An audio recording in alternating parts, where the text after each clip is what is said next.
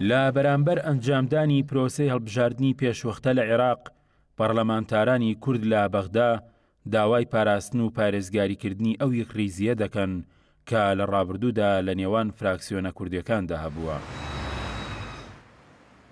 ڕێزان شێخدلێر پەرلەمانتاری کورد لە ئەنجومەنی نوێنەرانی عێراق دەڵێت پێویستە لە بەرامبەر ئەنجامدانی پرۆسەی هەڵبژاردننی پێشوەختە لە عێراق فراکسیۆنە کوردستانیەکان هەر وەک ڕابردوو لە دەوری یەک وتار و ئەجندای سیاسی کۆ ببنەوە، چونکە بە بڕوای ئەو هەرچەندە لە هەرێم کێشە و ململانەی سیاسی هەبێت،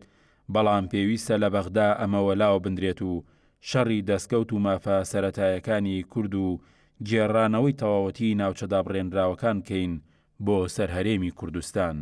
هەڵبژاردننی پێشوەختە پێویستی بەوەی ئیتیفاقی لایەنە کوردیەکان هەبێ بەس تایبەتی لەسەر ناوچەکانی دەرەوەی هەرێمی کوردستان. ئێمە لە ناو کوردستان ئەمە 44 کورسیمان هەیە، کێشەمانێ ئەو 44 کورسیە هەر حیزبێک وەرێگرێ هیچ کێشەمانەوە نییە، بەڵام ئێمە دەنگی کورد مهمە بۆ نمونە لە کەرکووک، لە مووسڵ،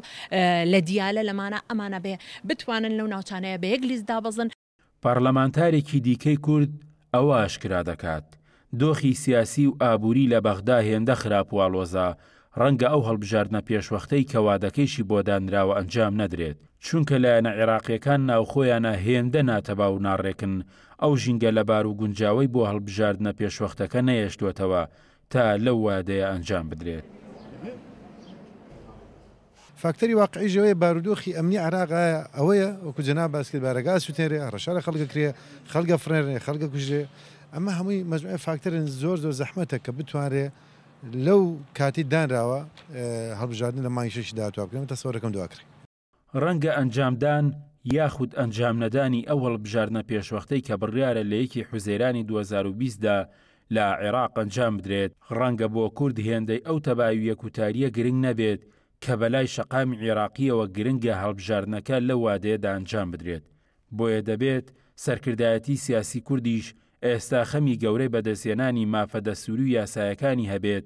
لەو کابینە نوێدا کە لە ڕابردوودا بەدەست ناتووە، نەک کەی و چیوەختێک ئەو هەڵبژاردنە ئەنجام دەدرێت. گۆران سەید نووری، گەلی کوردستان، سلێمانی.